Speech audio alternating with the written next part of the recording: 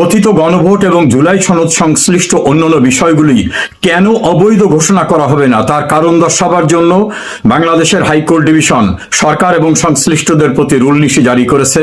আপনারা সকলে এই নিউজটা দেখেছেন হয়তো। এই বিষয় নিয়ে আজ কথা বলতে আমি আপনাদের সামনে দীর্ঘদিন পূর্বে অস্ট্রেলিয়া প্রবাসী সাংবাদিক ফজলুল বারী এবং সাংবাদিক নবনীতা চৌধুরীর সঙ্গে দুইটি ইন্টারভিউতে এবং পৃথকভাবে আমার ভিডিও কন্টেন্টসে বলেছিলাম, বাংলাদেশে যে অন্তর্বর্তীকালীন সরকার গঠিত হয়েছে এটা সম্পূর্ণরূপে অবৈধ এবং কোর্টের দেওয়া মতামতকে অপব্যাখ্যা করে, অর্থাৎ মহামান্য রাষ্ট্রপতি প্রধানমন্ত্রী শেখ হাসিনার অনুপস্থিতিতে কিভাবে কাজ করবেন এটা সুপ্রিম কোর্টের কাছে একটা মতামত চেয়েছিলেন। সুপ্রিম কোর্টের সেই মতামতটা যদিও বিতর্কিত, তারপর যুক্তির খাতিরে যদি আমরা ধরে নিই সেরকম একটা মতামত দিয়েছিলেন। সেই মতামতের শেষ অংশে লেখা ছিল, জরুরি নির্বাহী কার্য সম্পাদন করার জন্য রাষ্ট্রপতি প্রধান উপদেষ্টা এবং অন্যান্য উপদেষ্টা নিয়োগ দিতে পারেন। মনে রাখবেন, কোথাও সুপ্রিম কোর্ট বলে নাই যে অন্তর্বর্তীকালীন সরকার গঠন করতে পারবেন।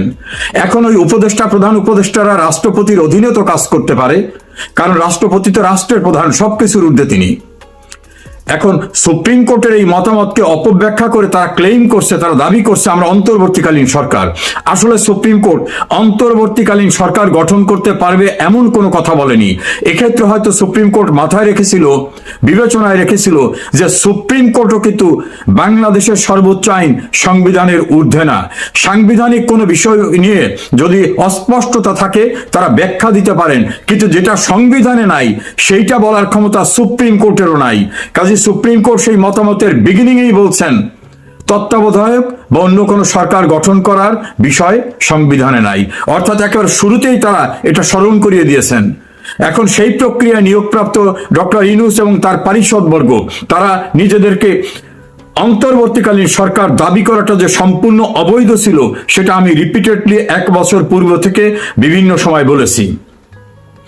আরেকটি বিষয় ছিল যে মহামান্য রাষ্ট্রপতির এখতিয়ার কতটুকু।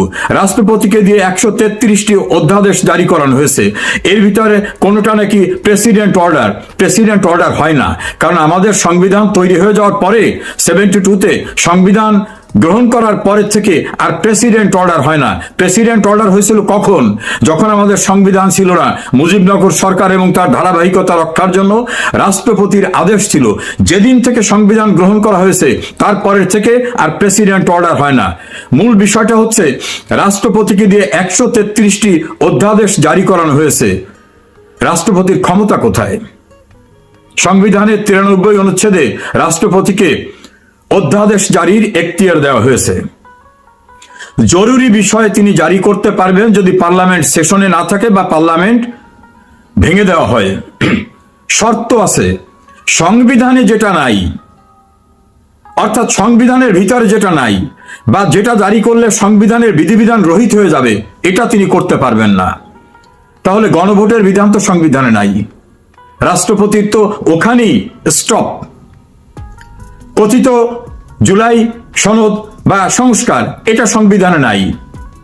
এ জাতীয় অধ্যাদেশ দেওয়ার এখতিয়ার রাষ্ট্রপতির সংবিধানে যে ক্ষমতা দেওয়া হয়েছে অনুচ্ছেদ 93তে সেই অনুচ্ছেদেই বাড়িত। এখন কেন তিনি করলেন? তাকে দিয়ে জোর করানো হয়েছে। আমরা এবার আসি রাষ্ট্রপতির ক্ষমতা কোথায়। সংবিধানের 48 অনুচ্ছেদের 3 অনুচ্ছেদে রাষ্ট্রপতির ক্ষমতা বলা আছে, তিনি কেবলমাত্র এক্সক্লুসিভলি মানে নিরঙ্কুশভাবে প্রধান বিচারপতি এবং প্রধানমন্ত্রী নিয়োগ দিতে পারবেন। 48-3 উপনুচ্ছেদ। আর যা কিছু করতে হবে তাকে প্রধানমন্ত্রীর পরামর্শে।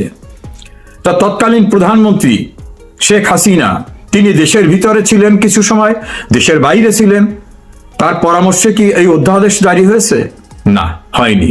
তাই যদি না হয়ে থাকে তাহলে রাষ্ট্রপতির যে এখতিয়ার প্রধান বিচারপতি এবং প্রধানমন্ত্রী নিয়োগ এর বাইরের যে অধ্যাদেশ হয়েছে সেগুলো সংবিধানের বিধিবিধান লঙ্ঘন করে করা হয়েছে, অর্থাৎ সম্পূর্ণরূপে অবৈধভাবে করা হয়েছে। এর ভিতর গুরুত্বপূর্ণ হচ্ছে আইসিটি ট্রাইব্যুনালে যুদ্ধাপরাধীদের বিচারের প্রতিশোধ নেওয়ার জন্য সাজানো একটা মোকারি যে ট্রায়াল প্রক্রিয়া সেটাতে যাতে আওয়ামী লীগের নেতৃবৃন্দ অর্থাৎ যারা যুদ্ধাপরাধীদের বিচার প্রক্রিয়া সোচ্চার ছিল, বিভিন্নভাবে সম্পৃক্ত ছিল, তাদেরকে সাজা দিয়ে প্রতিশোধ নেওয়ার জন্য যে একটা সিস্টেমেটিক প্রিপ্ল্যান বিচার ব্যবস্থা, সেটার জন্য 4 বার অধ্যাদেশ জারি করানো হয়েছে, যেটা ছিল সম্পূর্ণরূপে অসাংবিধানিক।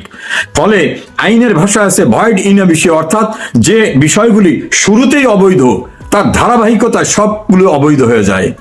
ফলে যে অধ্যাদেশ জারি করে প্রাইম মিনিস্টার শেখ হাসিনা সহ অন্যদেরকে সাজা দেওয়ানো হয়েছে, তার বিগিনিং ছিল অবৈধ, তার ধারাবাহিকতায় যা কিছু হয়েছে সেগুলো অবৈধ।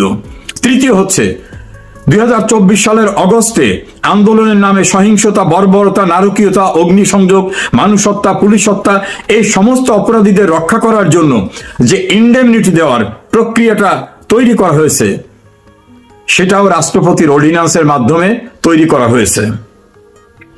এটা করার সুযোগ নাই। 1975-এর 15 আগস্ট বঙ্গবন্ধুকে হত্যা করার পরে অবৈধ ক্ষমতা দখলদাররা যা কিছু করেছিল সবকিছুকে বৈধতা দেওয়ার জন্য 1979 সালের পার্লামেন্টের 9 এপ্রিল আইন পাশ করেছিল, যেটাকে বলা হয় সংবিধানের 5ম সংশোধনী। একইভাবে জেনারেল এরশাদ ক্ষমতা দখল করার পরে তিনি ইউজার বার ছিলেন, অবৈধ ক্ষমতা দখলদার, তিনিও 7ম সংশোধনী করে চেষ্টা করেছিলেন বৈধতা দিতে। এই 2টি সংশোধনী সুপ্রিম কোর্ট অবৈধ ঘোষণা করেছে এবং অবৈধ ক্ষমতা দখলদারদের, কৃতকর্মকারীদেরকে বলা হয়েছে রাষ্ট্রদ্রোহী, তস্কর, নানাভাবে অভিহিত করা হয়েছে। আর একটা খুনিদের রক্ষা করার জন্য একটা আইন হয়েছিল, অপারেশন ক্লিন হার্টের সঙ্গে জড়িত যারা, তাদের রক্ষা করার জন্য একটা ইন্ডেমনিটি করা হয়েছিল। সেই দায় মুক্তিও সুপ্রিম কোর্টে চ্যালেঞ্জ হয়েছিল, সুপ্রিম কোর্ট সেটাকে অবৈধ ঘোষণা করেছেন। ফলে এই যে অবৈধ প্রক্রিয়ায় ক্ষমতা দখল, সাংবিধানিক সরকারকে উচ্ছেদ করা, ক্ষমতা দখলের জন্য নানা রকম রাষ্ট্রদ্রোহী সহ খুন খারাপি, অগ্নিসংযোগ, সন্ত্রাস, নৈরাজ্য, নাশকতার কাজ করা, এই সকল বিষয়কে বৈধতা দেওয়ার জন্য যতই চেষ্টা করা হোক না কেন, কোনোভাবে এটা করা সম্ভব হবে না। কেউ কেউ বলছেন তাহলে 133টি অর্ডিন্যান্স রাষ্ট্রপতি জারি করছেন, এর পরিণাম কি হবে? একটা জিনিস হতে পারে, সেটা হচ্ছে যেগুলি ঘটে গেছে সেটাকে পাস্ট অ্যান্ড ক্লোজ চ্যাপ্টার, অর্থাৎ যা ঘটে গেছে সেটাকে কন্ডোন করা যেতে পারে, ক্ষমা করা যেতে পারে, মাফ করা যেতে পারে, গ্রহণ করা যেতে পারে। কিন্তু যেগুলো চলমান রয়েছে সেগুলোকে কোনোভাবে সংবিধানের বাইরে গিয়ে পার্লামেন্টে আসন্ন অধিবেশনে গ্রহণ করার সুযোগ নাই। আমি মনে করতে চাই মাননীয় প্রধানমন্ত্রী তিনি বলেছেন রুলস অফ ল এস্টাবলিশ করবেন, আইন অনুযায়ী সবকিছু হবে। আইনমন্ত্রী জনাব আসাদুজ্জামান বলেছেন সবকিছুই হবে আইন অনুযায়ী। সরকারের আরেকজন প্রভাবশালী মন্ত্রী ল ব্যাকগ্রাউন্ডের জনাব সালাউদ্দিন বলছেন সবকিছু আইন অনুযায়ী হবে। আমরা আশা করব আসন্ন সংসদ অধিবেশনে অবৈধ প্রক্রিয়ায় জারিকৃত অবৈধ অধ্যাদেশগুলিকে কোনোভাবেই বিবেচনা গ্রহণ করার সুযোগ থাকবে না এবং করবেন না। যদি করেন তার পরিণতি কিন্তু 5ম সংশোধনী, 7ম সংশোধনী এবং অপারেশন ক্লিন হার্টের খুনের দায় থেকে অব্যাহতি দেওয়ার জন্য যে বিধিবিধান, এই 3টির পরিণতি যা হয়েছিল টুডে অর টুমরো একই জিনিস হবে। আমার যে কন্টেন্টসগুলো বিভিন্ন সময় বলেছি তার প্রতিফলন আজ দেখলাম। সুপ্রিম কোর্টের জ্যেষ্ঠ আইনজীবী সৈয়দ মামুন মাহবুব রিট আবেদনকারীদের পক্ষে প্রেস ব্রিফিং করে একই কথাগুলো বলেছেন যে আমাদের রিটে এই বিষয়গুলো উত্থাপন করেছি এবং আদালত সেগুলো বিবেচনায় গ্রহণ করে দেখেছে যেখানে সাংবিধানিক গুরুত্বপূর্ণ আইনের বিষয় সম্পৃক্ত আছে। সে কারণে সরকার এবং অন্যান্যদেরকে এই বিষয়ে কারণ দর্শাবার জন্য নির্দেশ দিয়েছেন। কোর্টের পরিভাষায় বলা হয় রুল নিশি জারি করেছেন। কোনোদিন আইন অঙ্গনের সঙ্গে জড়িত না আসিফ নজরুল, তিনি আইন উপদেষ্টা হিসেবে অবৈধভাবে ক্ষমতা দখলদারদের সঙ্গী হয়ে এই সকল অপকর্ম করেছেন। যদিও একসময় তিনি গণ আদালতে যুদ্ধ অপরাধীদের বিচার প্রক্রিয়ার সঙ্গে সম্পৃক্ত ছিলেন, আর বর্তমানে তার স্ট্যান্ডটা হচ্ছে সম্পূর্ণ সেই যুদ্ধ অপরাধী পক্ষের পক্ষে। তিনি অনেক অন্যায় করেছেন। বাংলাদেশের আইনের শাসন, বাংলাদেশের রুলস অফ ল এবং কনস্টিটিউশনাল কন্টিনিউশনকে ধ্বংস করার জন্য যে কুশীলবরা, ইউনূসের পরে দ্বিতীয় ব্যক্তি তিনি এই আসিফ নজরুল, যদিও তার মূল নামটা মোহাম্মদ নজরুল ইসলাম। আমরা আশা করব এই অবৈধ প্রক্রিয়ায় যা কিছু হয়েছে কোনোভাবে এটাকে যেন অ্যাপ্রুভ করা না হয়। সুপ্রিম কোর্টও কিন্তু আইনের ঊর্ধ্বে না, কাজে সুপ্রিম কোর্ট নিজেও আইনের বাইরে গিয়ে কোনো সিদ্ধান্ত দিতে পারেন না। আমি একজন আইনজীবী হিসাবে, আইনের ছাত্র হিসাবে আমার প্রায় 40 বছরের অভিজ্ঞতার আলোকে বলছি, কোনো মাপেই কথিত জুলাই সংস্কার, কথিত জুলাই সনদ, কথিত গণভোট এটাকে বৈধতা দেওয়ার কোনো সুযোগ নাই। Beyond constitution. অবৈধ ক্ষমতা দখলদার ইউনূসও এবং তার পারিষদবর্গ যে শপথ নিয়েছিলেন, সেখানে তারা বলেছিলেন, এই মর্মে শপথ নিচ্ছি যে আমরা এই সংবিধানকে প্রোটেক্ট, প্রিজার্ভ এবং ডিফেন্ড করব। সংবিধানকে সংরক্ষণ করবেন, সংবিধানকে ডিফেন্ড করবেন, সংবিধানের বিধিবিধান অনুসরণ করবেন। এই শপথ নিয়ে যারা শপথ পরিপন্থী অর্থাৎ সংবিধান পরিপন্থী কাজ করেছেন, তারা অন্যায় করেছে শুধু না, তারা ইতিহাসের জঘন্যতম অপরাধ করেছেন। ডক্টর ইউনূস এবং তার পারিষদবর্গ যে দুর্নীতি, সংবিধান ভঙ্গ, রাষ্ট্রদ্রোহিতা, অনাচার, ক্ষমতার অপব্যবহার, প্রশাসনকে ব্যবহার করা, বিচার বিভাগকে ব্যবহার করার মধ্য থেকে যে নৈরাজ্য সৃষ্টি করেছেন, আমার মনে হয় না পৃথিবীর ইতিহাসে এমন ক্ষমতালিপ্সু, দুর্নীতিবাজ, অবৈধ ক্ষমতার এক্সারসাইজ করা কোনো ঘটনা অন্য কেউ ঘটিয়েছে। টুডে অর টুমরো আইনের আওতায় বিচারের মুখোমুখি তাদের হতে হবে। সবচেয়ে আরেকটি জঘন্য কাজ করেছে। গ্রাম অঞ্চলে মানুষ বলে যে আমাকে তোরা মোড়ল বলবি, আমাকে তোরা বলবি আমি এই গ্রামের সম্মানিত ব্যক্তি, আমি মাতুব্বর। ইউনূস ক্ষমতা ছাড়ার পূর্বে 10 ফেব্রুয়ারি একটা গেজেট নোটিফিকেশন করে বলছেন যে আমি নিজে একজন ভিভিআইপি, অত্যন্ত অত্যন্ত গুরুত্বপূর্ণ ব্যক্তি, অতএব আমাকে 1 বছর পর্যন্ত এই গুরুত্বপূর্ণ ব্যক্তি হিসাবে নিরাপত্তা দিতে হবে। আমি শুনি নেই কোন আহাম্বক নিজেকে নিজে অত্যন্ত গুরুত্বপূর্ণ ব্যক্তি বলে, আর বিধিবিধান উপেক্ষা করে তিনি 1 বছরের নিরাপত্তার জন্য গেজেট করেছেন। সেখানে প্রচলিত রেওয়াজ এবং নিয়ম ছিল 3 মাস, এর বাইরে না। তাও নির্বাচিত এবং অন্যান্যদের ক্ষেত্রে। উনি তো অনির্বাচিত, অবৈধ। উনি জুডিশিয়ারিকে যেভাবে ব্যবহার করেছেন, যেভাবে রাষ্ট্রের সম্পদ লুণ্ঠন করেছেন উনি এবং ওনার পারিষদ, দুদক নাকি এখন হিমশিম খাচ্ছে তাদের অভিযোগ রিসিভ করতে। এত বেশি অভিযোগ জমা হচ্ছে। কালের কণ্ঠে নিউজে দেখলাম যে তারা বলছেন এটা রেকর্ড, নজিরবিহীন এত অভিযোগ দুর্নীতির তাদের বিরুদ্ধে। আমরা আশা করি প্রধানমন্ত্রী বলেছেন সবকিছুই আইন অনুযায়ী হবে, সবকিছুই যেন আইন অনুযায়ী হয়। আইনের বাইরে কিছু করলে আমি যে 3টি উদাহরণ দিলাম, পরিণতি তাই হবে। আশা করি আপনারা অন্তত নতুন প্রত্যাশার হতাশা সৃষ্টি না করে বাস্তবায়নের দিকে যাবেন। এতে বাংলাদেশের গণতন্ত্র, বাংলাদেশের রাজনীতি, বাংলাদেশের আইন শৃঙ্খলা, বাংলাদেশের সার্বভৌমত্ব, বাংলাদেশের সবকিছু ঝুঁকিতে পড়ে গেল। এবং মানুষ 17-18 মাসে যে ট্রমার মধ্যে ছিল, ভেবেছিল যে আমরা এটা বলি যে অন্তত ইউনূসের সেই সরকার ভালো। মানে একটা হলো যদি ওটা যদি আমরা 20টা ধরি, এটাকে আমরা অন্তত পেশা পর্যন্ত উন্নতি করাইতে পারি, সেই হিসেবে একটু ভালো। কারণ আমরা এটা বারবার বলে আসছি যে কোনো নির্বাচিত নিকৃষ্ট সরকার উন্নত বা ভালো অনির্বাচিত সরকারের চেয়ে তো ভালো যদি সেটা নিকৃষ্ট হয়, সেই হিসেবে আমরা এটা মেনে নিলাম। কমরেড আমার শ্রদ্ধেয় কমরেড মঈনুদ্দিন খান বাদলের ভাষায় বলি, ধরে নিলাম এটা একটা সরকার, নিকৃষ্ট সরকার হলেও সরকার। এই সরকার পুলিশের বিচার যদি না করে, পুলিশ যদি নিরাপত্তা না পায়, তাহলে তো আমাদের আরপি স্টেশনে বিজ্ঞাপন দিয়ে আমাদের পুলিশ, মানে এতদিন তো পুলিশ পাবলিককে রক্ষা করছে, এখন বানাতে হবে পুলিশ রক্ষাকারী পাবলিক বাহিনী, পিপিবি, পুলিশ রক্ষাকারী পাবলিক বাহিনী বানাইতে হবে পুলিশকে রক্ষা করার জন্য। যেহেতু পুলিশ হত্যা করলে আপনি রক্ষা করবেন না, তাহলে কি করার আছে? তবে এই যে মুসলেখা প্রধানমন্ত্রী যা করলেন, এই মুসলেখা সংসদ যা করতেছে, আর যেটা বললেন ডেপুটি স্পিকার, মিলকে জুলকিতে তারা থাকবে। তারা তো বলেছেই তারা তাদের মায়ের পেটের খালাতো ভাই, নাইলে খেতে বিয়েছে গাই না, তারা আসলে মায়ের পেটের খালাতো ভাই। তারা দিন শেষে, এরা যতই মারামারি কাটাকাটি করুক, দিন শেষে বঙ্গবন্ধু বিরোধিতা এক, এরা যতই মারামারি কাটাকাটি করুক, দিন শেষে গণতন্ত্র বিরোধিতা এক, এরা 71 বিরোধিতা এক, শেখ হাসিনা বিরোধিতা এক, আওয়ামী লীগ বিরোধিতা এক, ভারত বিরোধিতা এক, বাংলাদেশের সংবিধান বিরোধিতা, তারা সবাই এক।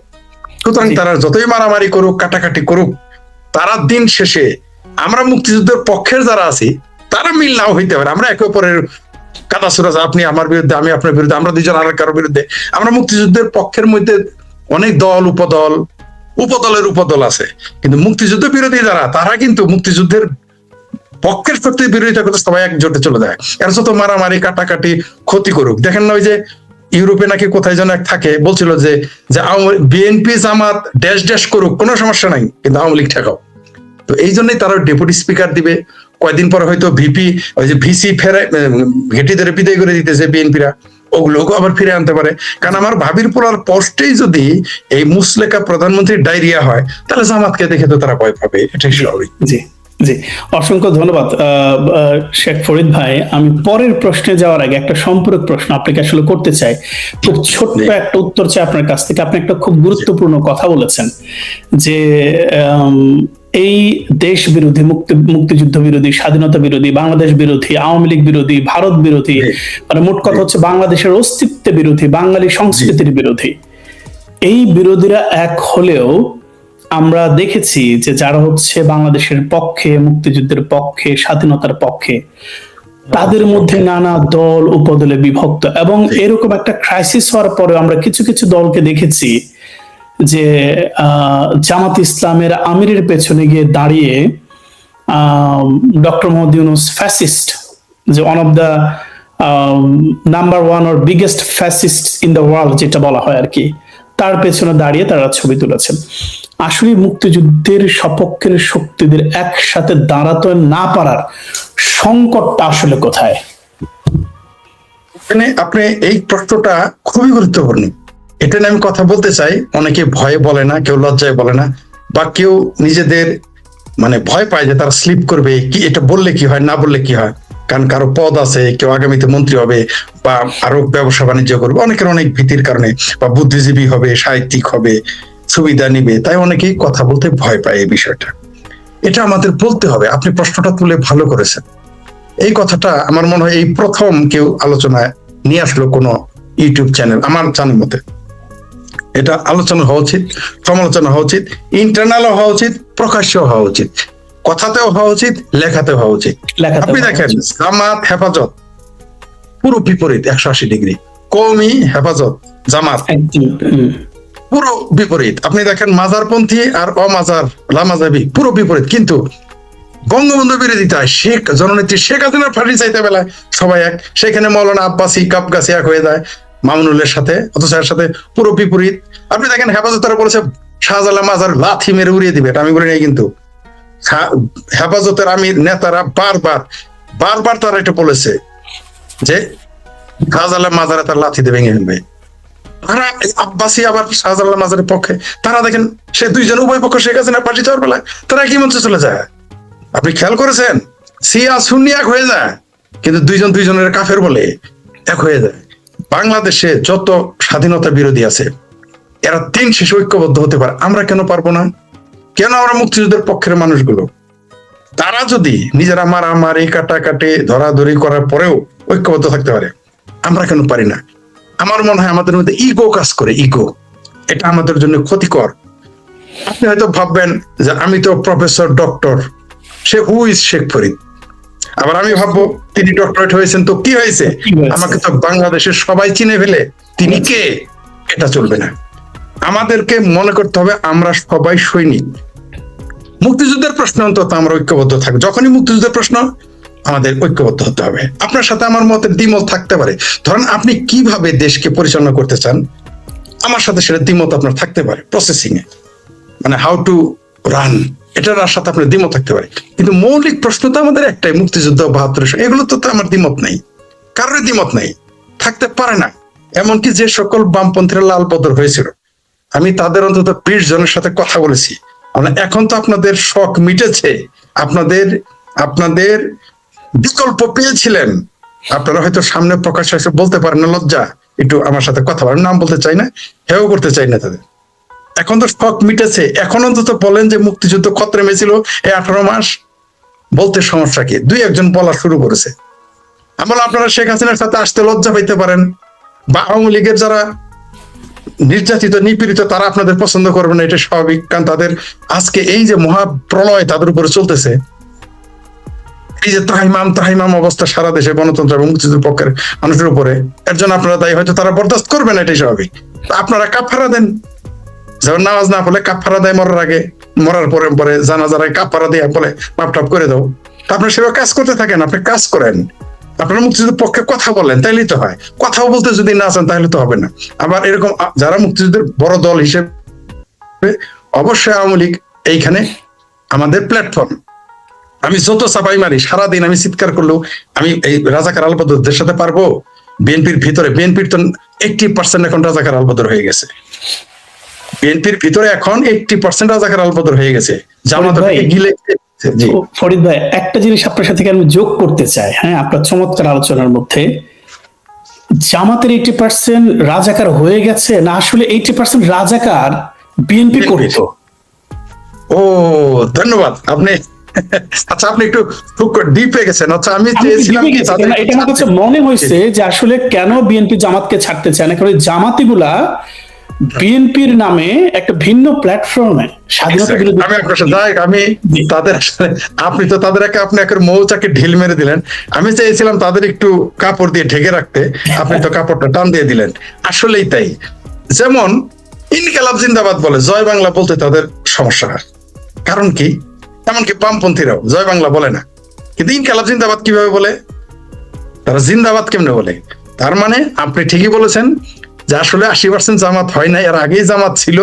জামাতে যেতে লজ্জা পাইতো, সরাসরি জামাতে গেলে লজ্জা পাইতো, সেই জন্য তারা বিএনপি নামক প্ল্যাটফর্মে গিয়েছে।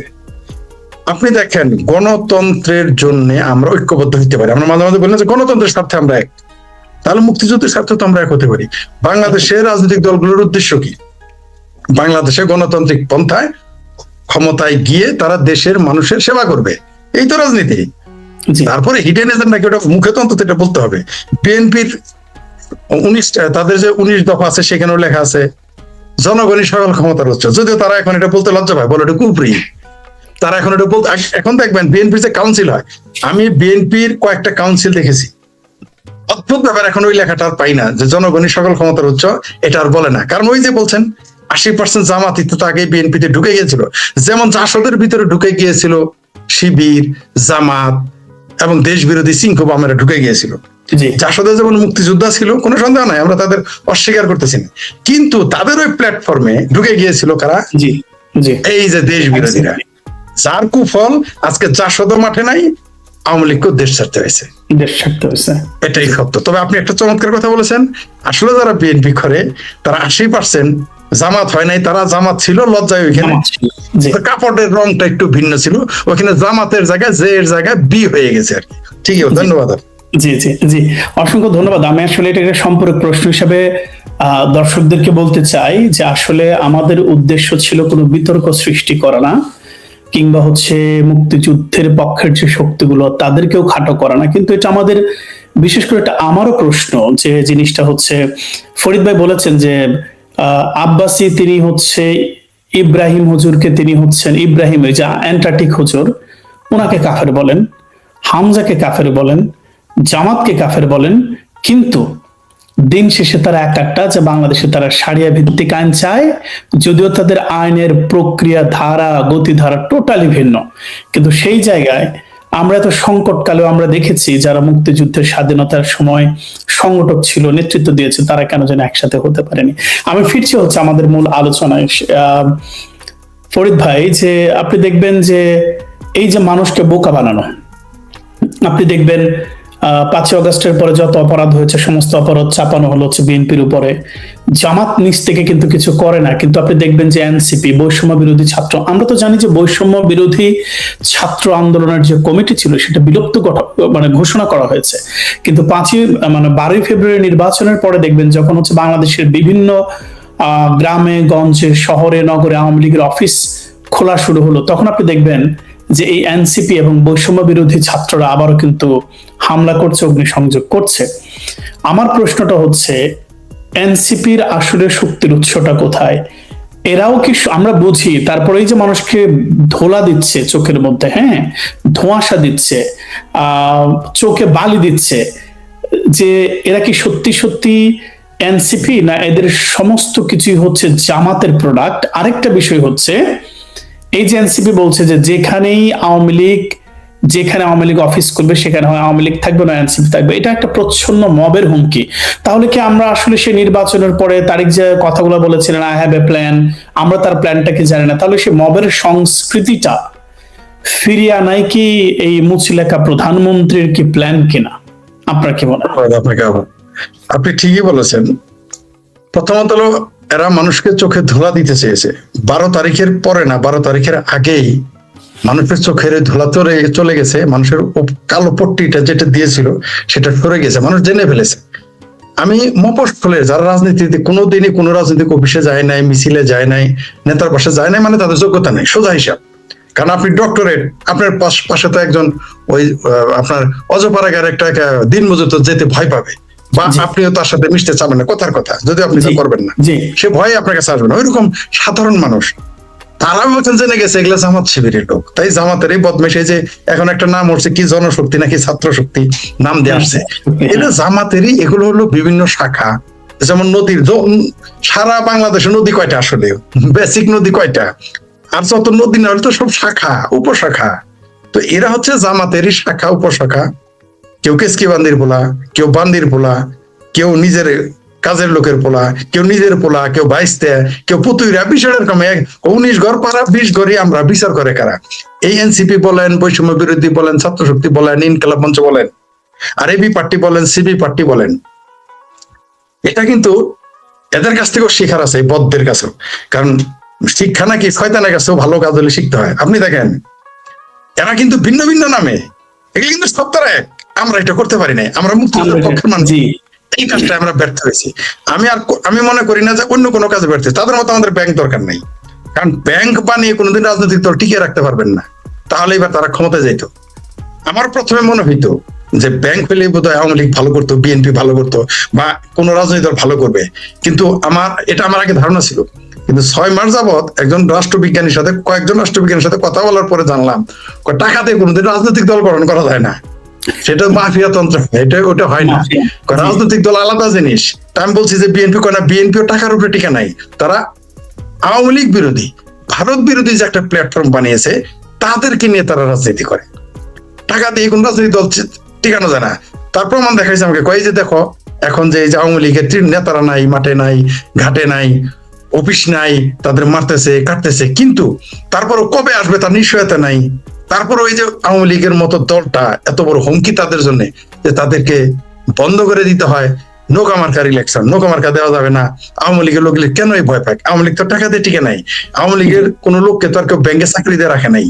জামাতের যেমন সব কর্মীদের ব্যাংকে চাকরি দেওয়া, নয় লোন দেওয়া, নয় ব্যবসা দেওয়া, কিছু যদি না হয় হজের লাইসেন্স করে দিছে, উমরা হজের লাইসেন্স করে দিছে, আর কিছু না হলে হুন্ডির ব্যবসা করে দিছে, আর কিছু না হলে আদম ব্যাপারে লাইসেন্স করে দিছে নামে বেনামে। তারপরে এনজিও সংস্থা আছে, তারপর হাই কোম্পানি, বাটপারি কোম্পানি বানায় ডেস্টিনির মতো।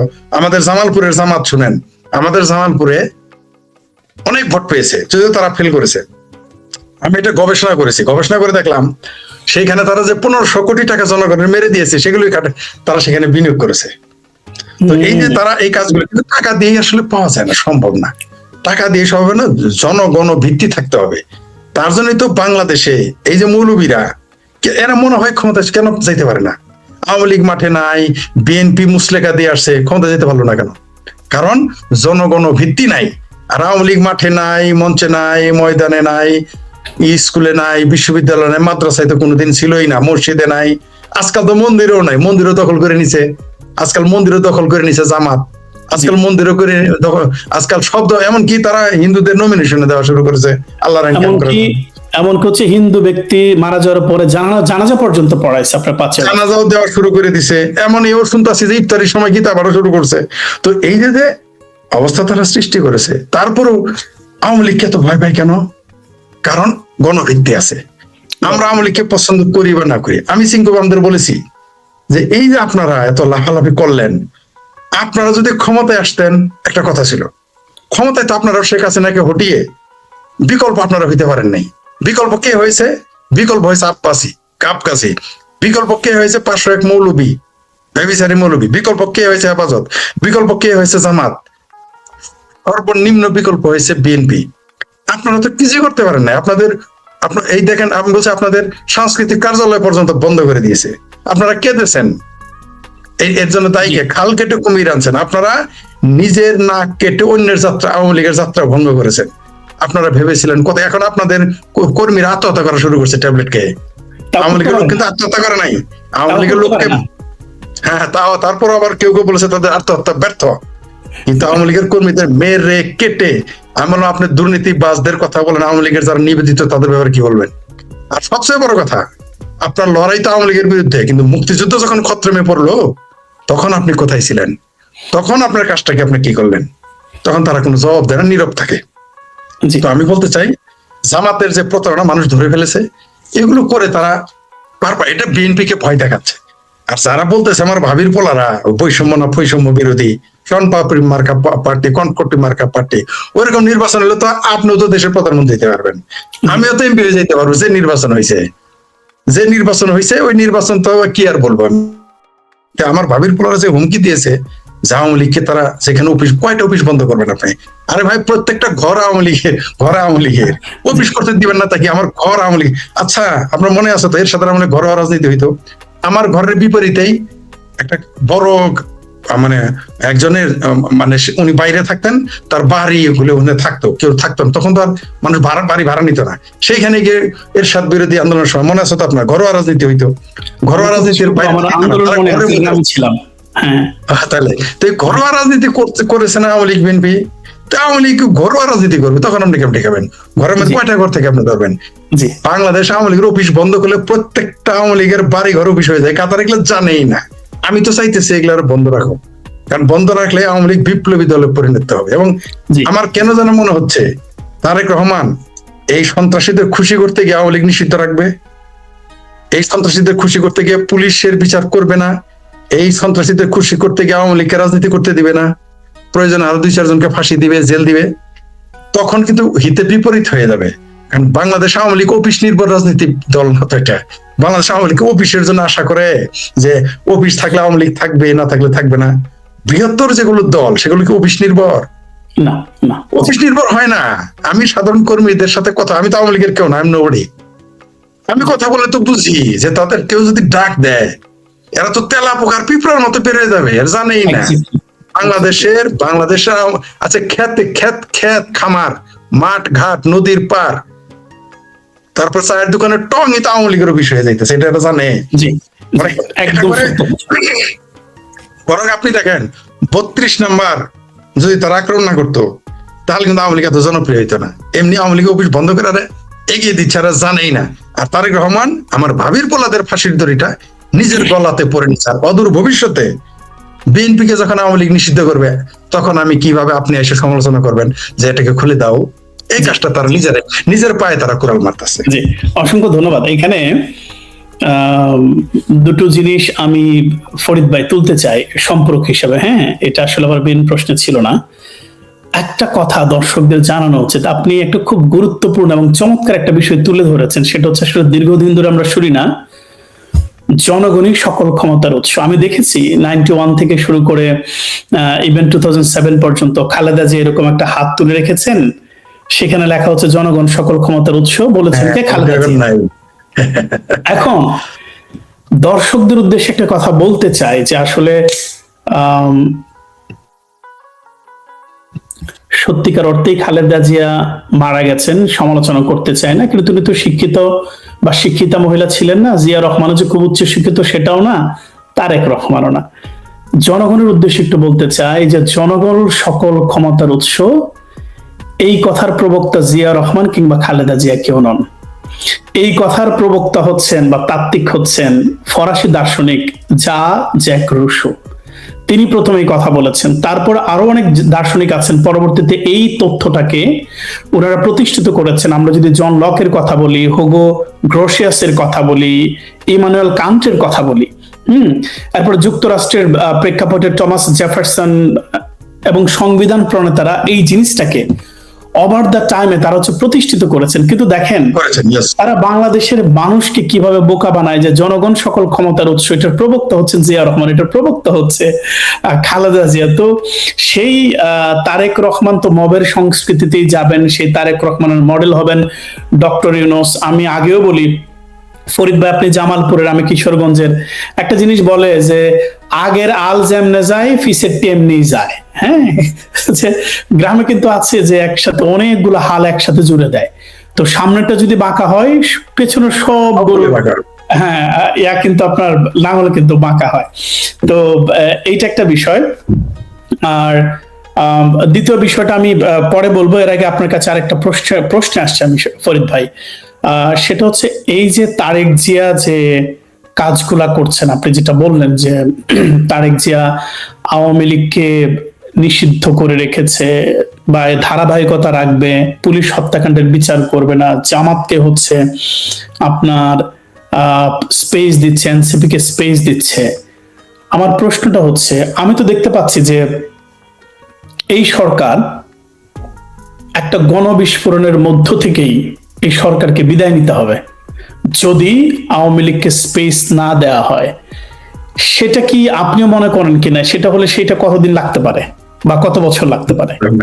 এটা আমি আগেই বলে রেখেছি, সেটা আবারও একটু রিপিট করতেছি। এখন সেটা আরো স্পষ্ট, দিনে দিনে আরো স্পষ্ট থেকে স্পষ্টতর হচ্ছে। যদি বিএনপি ভুল না করতো তাহলে আমার কথাগুলো মিথ্যা হয়ে যেত, মানে হইতো না সেটা, কিন্তু এখন হতে যাচ্ছে। সেটা হচ্ছে আপনি যেটা বললেন যে যখন বিএনপি কে প্রেসার দিবে, আমি উদাহরণ দিয়ে বলেছি যে আপনারা, আমি একবার ছোটবেলা বিড়াল মারতে গিয়েছিলাম দরজা জানলা বন্ধ করে, আমার দাগ এখনো আছে, আমি তো আর বুঝি নাই যে দরজা জানলা বন্ধ করে বিড়াল মারতে গেলে আমি দরজা খুলে চিকরি করে ঘর থেকে বেরিয়ে যায় কাটতে পারি না। আমারে বরং আমার বাবা উল্টা মারছে যে বদমাইশ, বিড়াল কেউ ঘরে দরজা জানলা বন্ধ করে মারে। আমি তারেক রহমান সাহেবকে বলতে চাই, বিড়াল দরজা জানলা বন্ধ করে মারেন না, তাহলে যে আমার যে দাগ আছে, পরে যখন সে জাম করছিল আমি তখন এইভাবে ফিরে আমার হাতটা দেখলে চিরে ফেলেছিল, অল্পের জন্য রক্ষা পেয়েছি। তো তারেক রহমান সাহেবের কপালে ওই দশা আসবে।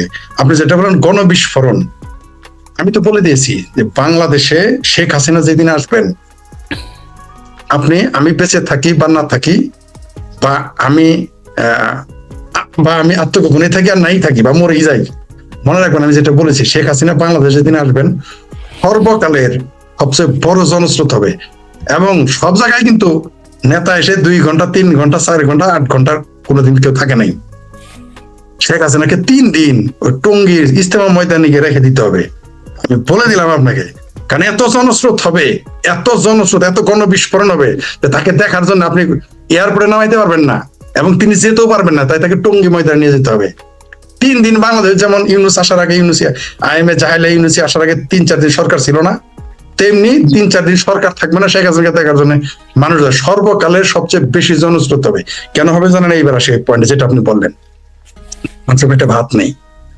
আজকালকার রেপ হওয়ার পরে, প্রতিবন্ধী শিশু ধর্ষণ হওয়ার পরে বিচার চাইতে গেলে তাকে আবার ধরে নিয়ে মেরে ফেলে। এইখানে গরু চুরের কথা ফেসবুকে লেখার কারণে তাকে মেরে ফেলে তাদের নিজেদের লোক। দেশের আইনের পরিস্থিতি কোন দিকে গেছে বুঝতে পারছেন?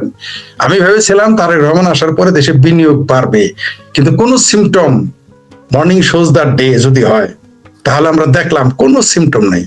বিদেশিরা বাংলাদেশে ব্যবসায়িক বিভিন্ন মানুষের সাথে আমাদের কথাবার্তা ছিল যে নির্বাচন শেষে তারা বিনিয়োগে যাবে বাংলাদেশে। আমরা তাদের সাথে যোগাযোগ করার চেষ্টা করেছি, কোনো ইমেলের উত্তর দেয় না। কারণ কি? কারণ হলো তারা আস্থা রাখতে পারতেছে না। ব্যবসায়ীরা, আপনি মনে রাখবেন, একটা ফকির কিন্তু বুঝতে পারে আপনার পকেটে কয় টাকা আছে, একটা পকেট মার কিন্তু বুঝতে পারে না দেখেই আপনার পকেটে হাতে বলবে টাকা আছে। কসাই বুঝে পকেটে কয় টাকা আছে, মাছের দোকানদার বুঝে আপনার পকেটে টাকা আছে কিনা। কেন বললাম এগুলোর সাথে আমি জড়িত? এই মাছের দোকানদার ফকিরের উপরে গবেষণা করেছি, কসাইয়ের উপরে গবেষণা করে দেখেছি, এরা পকেট মারদের সাথে চলে দেখেছি, তারা বুঝতে পারে, বিনিয়োগকারীরা বুঝতে পারে। তো এই বাংলাদেশে যে সরকার, যারা পুলিশ হত্যার বিচার করবেন না, এটা সারা পৃথিবীতে চলে গেছে। আপনি বিনিয়োগ, যে দেশে পুলিশ ফাংশন করে না, কোন পাগলে বিনিয়োগ করবে, তারা নিজেরা করুক না দেখি।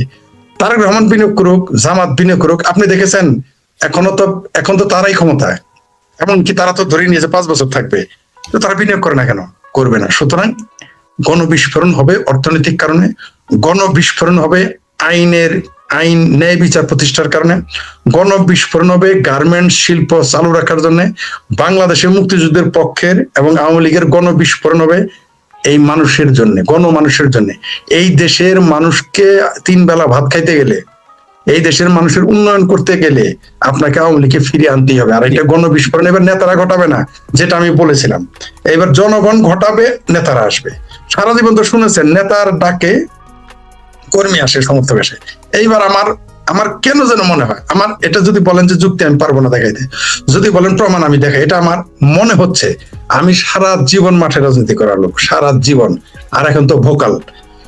আমার কেন যেন মনে হচ্ছে এবার জনগণ ডাক দিবে, নেতাদের মাঠে নামতে হবে। এবার উল্টা হবে, গণবিস্ফোরণ এই জন্য হবে কারণ আপনি বাংলাদেশের সংবিধান হাত দিয়েছেন। গণবিস্ফোরণ এই জন্য হবে যে বঙ্গবন্ধুর নাম, বঙ্গবন্ধুর ভাস্কর্যের সাথে যে বেইজ্জতি আপনারা করেছেন, মানে যারা করেছে, এগুলো মানুষ ভালোভাবে নেয় না। 32 নাম্বার যে দেশে ভেঙে ফেলা হয়েছে, সেই দেশে গণবিস্ফোরণ না হয়ে আর কোনো উপায় আছে? গণবিস্ফোরণ করেই তো আওয়ামী লীগকে আসতে হবে। আর আমি চাই আওয়ামী লীগ গণবিস্ফোরণে করেই আসুক, কারণ हर चीज शेख सादिर भाषाয় বলি हर चीज পয়দা होता है আর কারবালা के बाद। আমি মনে করি 5 তারিখের 24 আগস্ট আমরা ধ্বংস হয়ে গেছি, মানে এখানে কারবালা মানে ধ্বংস, আমরা ধ্বংস হয়ে গেছি। এই ধ্বংস বা কারবালা ভিতর দিয়ে আমরা আবার গড়ে উঠবো, এটা আমি বিশ্বাস করি। জি ফরিদ ভাই, খুবই চমৎকার আলোচনা। আমি আপনাকে ছোট ছোট করে 3টা প্রশ্ন করব। ইচ্ছা ছিল যে অল্প সময় শেষ করে দিব, আমাদের হাতে যেহেতু আরেকটু সময় আছে, আমি ছোট ছোট করে 3টা প্রশ্ন করতে চাই। 2 নম্বর আমি বলেছিলাম যে আপনাকে 2টো প্রশ্ন করবো, একটা প্রশ্ন তখন করেছিলাম, একটা প্রশ্ন করতে চাই। শেখ হাসিনা যখন ক্ষমতায় থাকেন বা ছিলেন, তখন সেটা পরিবারতন্ত্র হয়, হ্যাঁ। শেখ হাসিনা যখন হচ্ছে রাজনীতি থাকেন, তখন হচ্ছে এক পরিবারের শাসন হয়। আপনার জন্য প্রশ্ন করতে চাই, জিয়া রহমান, খালেদা জিয়া, তাহলে তারেক জিয়া কি ভিন্ন কেউ? মানে জিয়া রহমান কিংবা খালেদা জিয়ার সন্তান নন, কিংবা সেই পরিবারের সদস্য নন? আমি কথাটা বললাম এই কারণে যে এই যে আপনি চিঙ্কু বামদের কথা বলছিলেন, হ্যাঁ, তারা যে শেখ হাসিনার বিরুদ্ধে তারা এত বোকাল, বাংলাদেশে তারা হচ্ছে ফ্যামিলি ডাইনেস্টি, মানে ডাইনেস্টি রাখবে না, ডাইনেস্টিক পলিটিক্স রাখবে না, হ্যাঁ, each and everything will be very crystal clear, তারা সবকিছু ক্লিয়ার করে ফেলবেন। তো এই যে সুশীল সমাজ, এই যে মিডিয়া, আপনি দেখেন যে এই যে মাহফুজ আলম, এই যে হচ্ছে যে আপনার মতিউর রহমান, এখন তো পারলে তারা হচ্ছে একটা সময় হচ্ছে তারেক জিয়ার কান মলে দিয়েছে, এখন পারলে হচ্ছে তারা সকাল বিকাল, শুনতে খারাপ লাগে বাট যেটা বাস্তব, তারা মনে হয় যে সকাল বিকাল গিয়ে তারেক জিয়ার পা ধোয়া পানি খেয়ে তারা হচ্ছে তাদের সকালের মানে অফিসের কার্যক্রম শুরু করে, এমন একটা ব্যাপার। আপনি এই ব্যাপারটাকে যদি একটু ছোট্ট করে বিশ্লেষণ করেন, এই যে মানুষের মনস্তাত্ত্বিক হারামিপনা যেটা বলে আর কি, যে মনস্তাত্ত্বিক বা সাইকোলজিক্যাল ক্রাইম যে মানুষ করে, এটার পেছনের যুক্তিটা কি? আমি মানে এবার অনেকেই কষ্ট পাইতে পারে, কিন্তু আমার এবার বলতে হবে, আপনি যেখানে কথা তুলে দিলেন, আমি প্রগ্রেসিভ রাজনীতি করে আসা লোক, বামপন্থী রাজনীতি করে আসা লোক। আমি এদের মনে করতাম আগে যারা সবাই আসলে প্রগ্রেসিভ মুক্তিযুদ্ধের পক্ষে, এদের ভিতরে একটা মানে এরা বিএনপির চাইতে চালাক, এরা বিএনপিতেও যায় নাই, এরা নাম নিয়েছে প্রগতিশীল, নাম নিয়েছে বুদ্ধিজীবী। ভেতরে এদের যে কত তীব্র বঙ্গবন্ধু বিদ্বেষ, ভিতরে এদের বিরুদ্ধে তীব্র ভারত বিদ্বেষ, ভিতরে এদের বিরুদ্ধে যতই কলাম লেখো, যতই সাংবাদিকতা করুক, ভিতরে এদের যে কত হিন্দু বিদ্বেষ।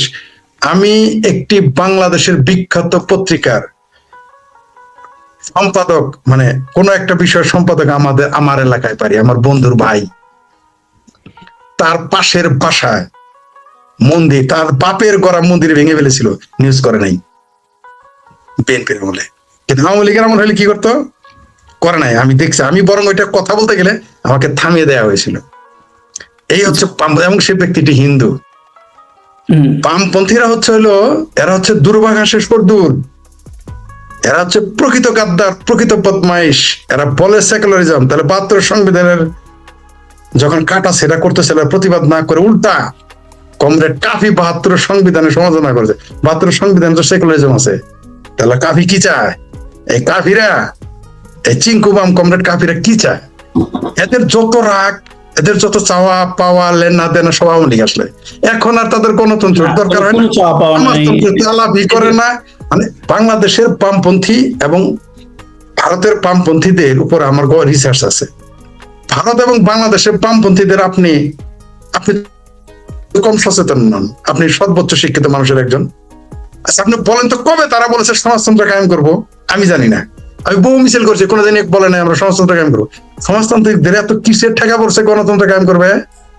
ঘটনা কি? বাস্তবতা হচ্ছে হ্যাঁ? ফরিদ ভাই সবগুলোই তো ক্যাপিটালিস্ট।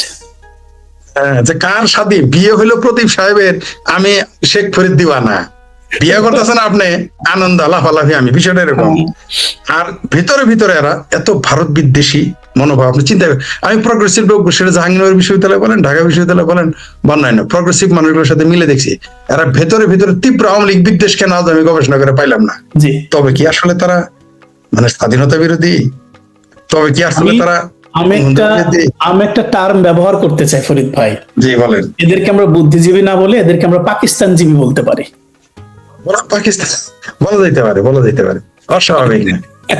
তাই আর দেখবেন এতে প্রেমটা দেখবেন এদের মানে ওই যে পরকীয়ার মতো, মানে বউ তার ঘরে ঠিকই আছে কিন্তু তারা ভালোবাসে, বিবি তার ঘরে ঠিক আছে কিন্তু পরকীয়া তাদের আরেকজনের সাথে, এরা পরকীয়া করে, মানে রাজনৈতিক পরকীয়া। এদের আওয়ামী লীগ ভালো লাগে না, আওয়ামী লীগ ফ্যাসিস্ট, কিন্তু বিএনপি হলো গণতান্ত্রিক। এদের আচ্ছা আপনি বলেন, পৃথিবীতে কোন দেশে বুদ্ধিজীবীরা বলে কোন রাজনৈতিক দলের সমালোচনা করা ফ্যাসিজম? এটা একমাত্র বাংলাদেশের বুদ্ধিজীবীর পক্ষে বলা সম্ভব।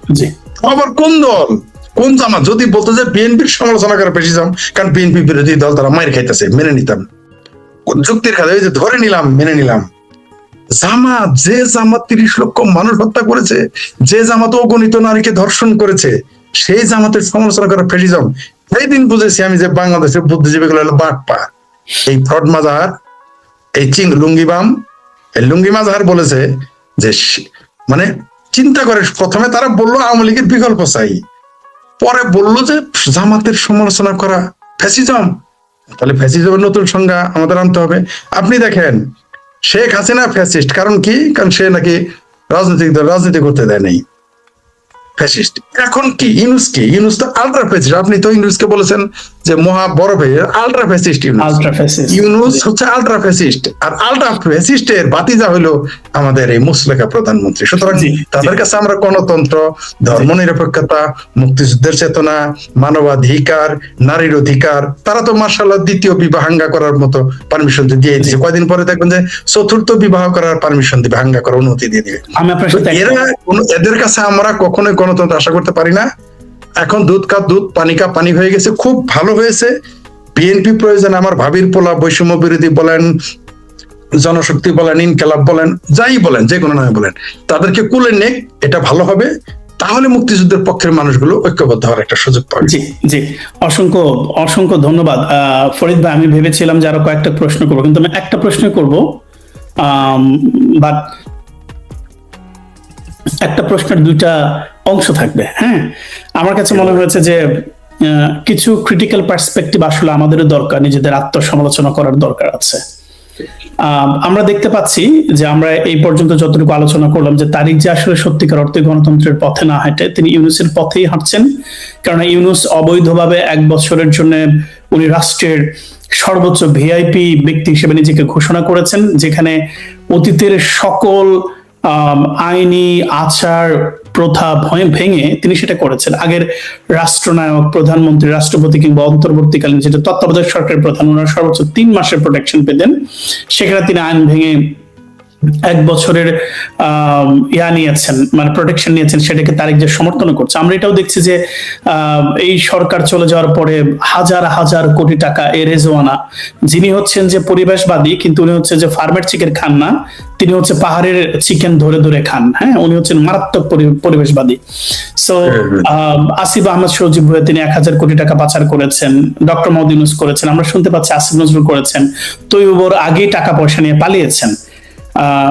এই যে বিষয়গুলা, এই গণতান্ত্রিক ভারসাম্য যে নষ্ট হয়েছে, সে ভারসাম্য রক্ষার জন্য এই বিপর্যস্ত সিচুয়েশন বা বিরুদ্ধ সিচুয়েশনে আওয়ামী লীগের কি করণীয়? আরেকটা অবজারভেশন ফরিদ ভাই আমার আছে, বিএনপি যেভাবে তাদের মিত্রদেরকে মূল্যায়ন করে, আওয়ামী লীগ অতীতে কি সত্যি সত্যিই তাদের মিত্রদেরকে মূল্যায়ন করেছে কিনা? আমি প্রশ্নটা করেছি এই কারণে, আমরা দেখেছি হাসানুল হক ইনুকে একজন ইউনিয়ন পরিষদের চেয়ারম্যানের মাধ্যমে তাকে নির্বাচনে পরাজিত হতে হয়েছে। এই দুইটা প্রশ্নের উত্তর আপনি বাংলাদেশের জনগণের জন্য দিবেন। আপনি দ্বিতীয়টা প্রথমে আনতে পারেন। বা প্রথমটা দ্বিতীয়তে নিতে পারেন, এটা আপনার আপনার আগে ওই মিত্র আওয়ামী লীগের করণীয়টা পরে বলতেছি, আগে বলি যে তারা মিত্রের সাথে কি আলোচনা করছে। সর্বশেষ নির্বাচনটাতে আমরা কিছু ঘাটতি দেখেছি, তাদের মিত্রদের প্রতি কিছুটা বৈষম্য, মানে অনেকটা সৎ ভাই সুলভ অবহেলা, বৈষম্য না, ঠিক অবহেলা, হ্যাঁ সেটাই বললাম, একটু সৎ ভাই, ভাই ঠিকই আছে কিন্তু সৎ ভাই এরকম একটু করেছেন আমরা দেখেছি, কোনো সন্দেহ নেই। তবে এই ব্যাপারে আবার জামাত বিএনপি কিন্তু মারাত্মক, এই ব্যাপারে তার ঐক্যতা। আপনি দেখেন রুমিন ফারানার মতো একজন মানুষ যিনি নির্বাচনে চ্যালেঞ্জ করে জিতে এসেছেন, তারও কিন্তু নমিনেশন দেয় নাই। তারা কিন্তু শুধুমাত্র জামাতের সমালোচনা করার কারণে বীর মুক্তিযোদ্ধা ফজলুর রহমানের সদস্য পদ বাতিল করে দিয়েছিল, দলীয় সদস্য পদ, মন্ত্রিত্ব হ্যাঁ দেয় নাই, মন্ত্রিত্ব দেয় নাই।